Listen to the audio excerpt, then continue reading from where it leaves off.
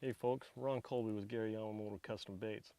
Today we're going to talk about our flapping hog. It's one of probably the most awesome jig trailers that you can really use. It's a very compact, very small, very heavy little bait.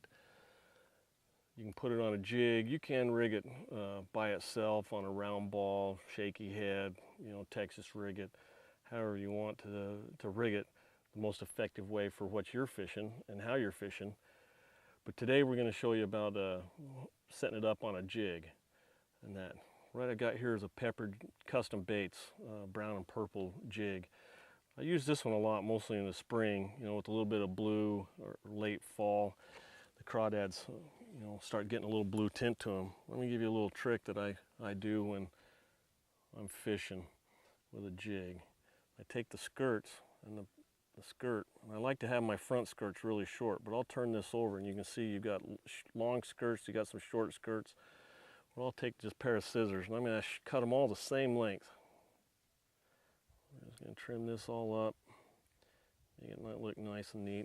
And what that's going to do is when you start fishing it, and this is really effective in the wintertime, is it'll actually cause that skirt, that front skirt, to balloon a lot more. You can see how it's puffed out right here. And then when it's trailing, now you've got a long skirt on the back and a short skirt on the front.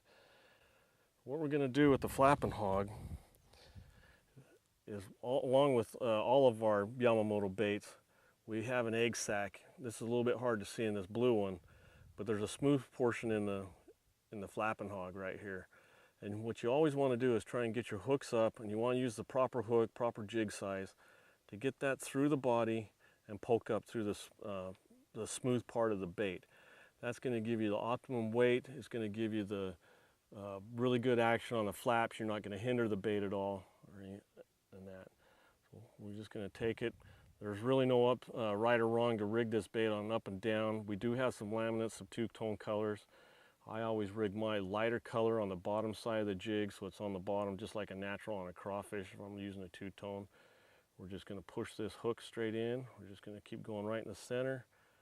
We're going to just kind of keep feeling a little bit until we can get right to that clear, that smooth spot. I'm going to bring the hook right on out. I'm going to run this right up. I'm going to push it up against the skirt to help it balloon out a little bit more. You're going to get you a nice straight jig. Throw it back out. And this is a fish catching machine right here.